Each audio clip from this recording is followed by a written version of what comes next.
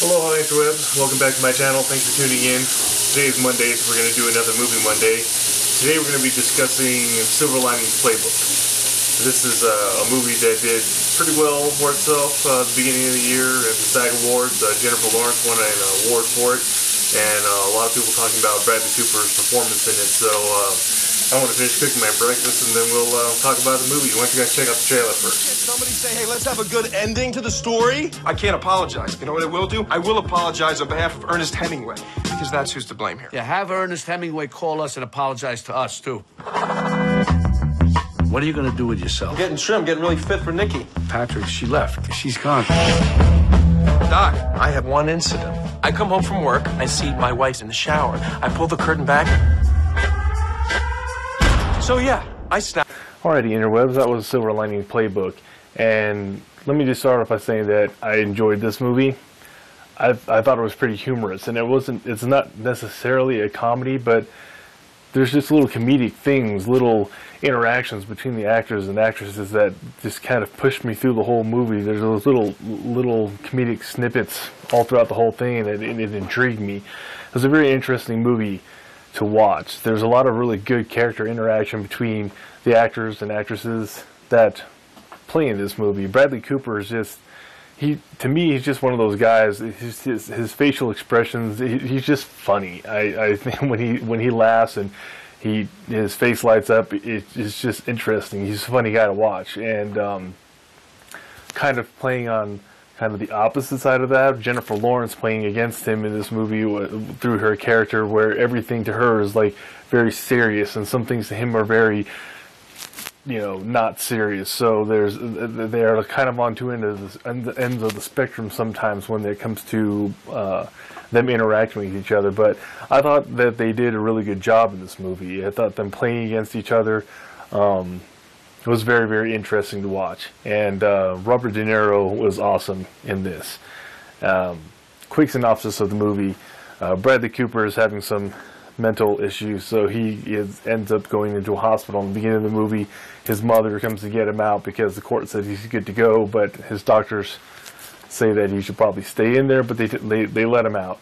And this is him and his family coping with his problems and trying to work through it. And that's what he's trying to do, is reinvent himself and become a better person, so that his wife will accept him back because they've been separated. And he meets Jennifer Lawrence's character, who also is having kind of issues with herself when they meet up together, some mental issues. So it's like these two different kinds of crazy getting together and trying to help each other out with each other's crazy. And even though Bradley Cooper is kind of mentally focused on perhaps bettering himself to get back together with his wife, you still have this feeling that perhaps him and Jennifer Lawrence's characters, their crazies, will somehow meet up and help each other and end up together at the end of the movie. And kind of an unexpected kind of thing in this movie is that Robert De Niro's character has a pretty severe case of OCD, so you kind of get this snapshot of maybe why Bradley Cooper's character is a little bit kind of kooky and maybe a little bit unstable, because his dad is kind of not to the same degree as him, but also has his little character quirks and things like that possibly could have rubbed off on him throughout the years. And that whole dynamic, their family and their friends and everybody trying to help these people get over past tragedies, but also maybe kind of push them together.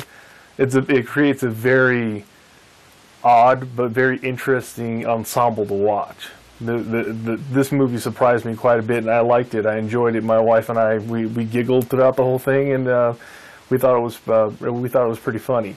I didn't expect a whole lot, even though Jennifer Lawrence just won an award from SAG for her performance in this movie.